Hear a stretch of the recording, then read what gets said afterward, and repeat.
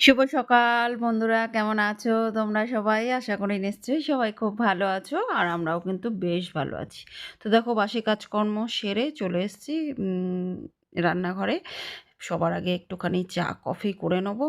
এই ঠান্ডা ঠান্ডা ওয়েদারে শীতকালে একটু চা কফি খেলে কাজে একদম ফুল এনার্জি চলে আসে। তো দেখো, এখন মেয়েকে একটুখানি হরলিক্স করে দিলাম। আমরা একটু চা খেয়ে তারপরে রান্নার দিকে যাব।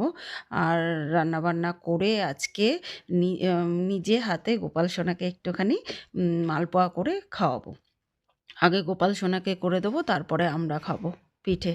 কোনো কিছু আমরা খাওয়ার আগে আগে গোপাল সোনাকে দিই, তারপরে আমরা খাই।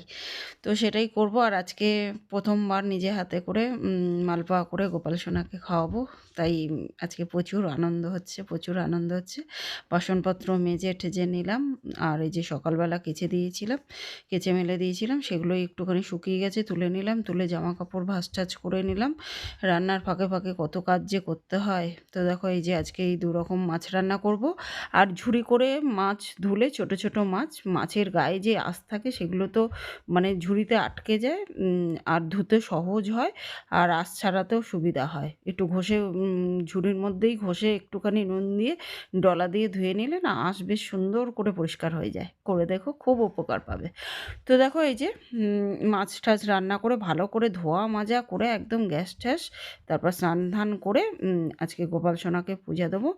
তো দেখো, রান্নাবান্না কমপ্লিট হয়ে গেছে। পার্শে মাছের ঝাল, আর এদিকে দেখো পেঁয়াজ কলি, টমেটো, বিভিন্ন রকম শীতের সবজি দিয়ে চুনো মাছটা রান্না করে নিয়েছি। বাজার টাজার গুছিয়ে ঠাকুরের বাসনও মেজে নিয়েছি। আর ঠাকুর সমস্ত কিছু সরিয়ে পরিষ্কার করে ঠাকুরদের স্নান করিয়ে একদম ধোয়া কাচা জামা পরিয়ে রেডি করে দিচ্ছি।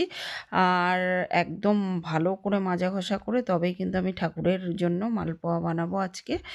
আর দেখো, এই যে শিব ঠাকুরকে স্নান করে দিলাম, আর গোপাল সোনাকে নতুন সোয়েটার, নতুন টুপি, সমস্ত কিছু পরিয়ে ঠাকুরের সমস্ত বাসনগুলো কিন্তু নতুন নতুন বাসনেই মালপোয়া করে নিচ্ছি।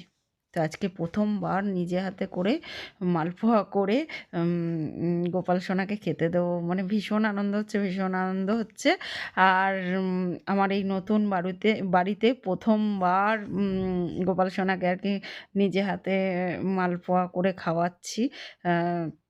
তো এর আনন্দ মানে আমি তোমাদের বলে বোঝাতে পারবো না, ভাষায় প্রকাশ করার মতো না। পুরো ব্লগটা দেখতে হলে অবশ্যই বন্ধুরা চ্যানেলে ভিজিট করো।